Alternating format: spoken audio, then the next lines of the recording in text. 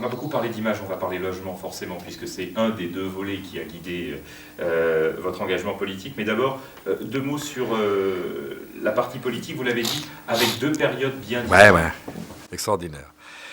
Alors la première période, c'était avec un magistrat qui a passablement marqué Genève. Il est resté du reste, je crois, 21 ans au conseil administratif, Claude Quetrer, que je connaissais très bien, indépendamment, disons, politiquement, bon, on était dans le même parti politique, mais indépendamment de ça, c'est quelqu'un que je connaissais depuis longtemps, parce qu'il avait fait pas mal de travail au niveau des mouvements scouts, Union chrétienne, et puis il était fonctionnaire postal, et c'est un type qui a appris son métier et qui s'est révélé être un redoutable conseiller administratif, je veux dire, qui menait excessivement bien ses affaires.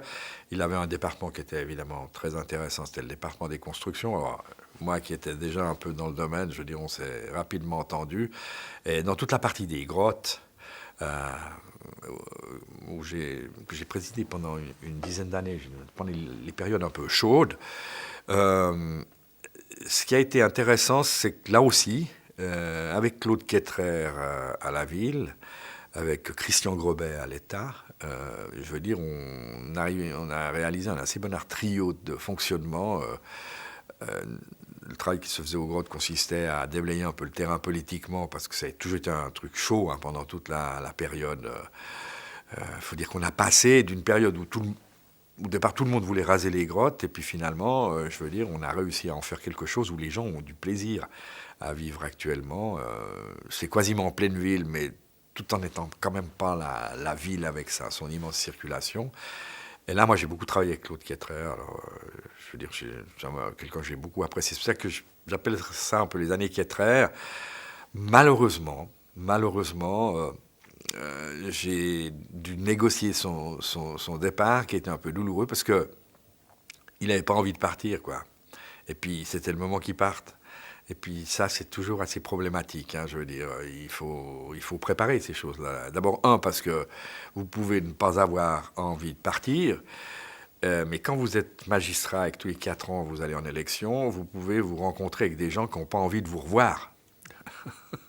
Donc, par conséquent, je me souviens toujours, je lui avais posé la question, donc les élections avaient déjà eu lieu, mais il était maire encore jusqu'au début juin.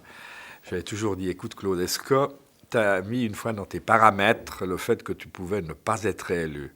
Il m'a dit non, jamais, parce que si je l'avais mis, je ne me serais pas représenté. Donc ça veut dire qu'au bout d'un moment, au niveau du pouvoir, il faut quand même faire gaffe. Il y a des espèces de montées d'adrénaline qui finissent par plus être contrôlées dans le haut de la boîte crânienne. La deuxième phase.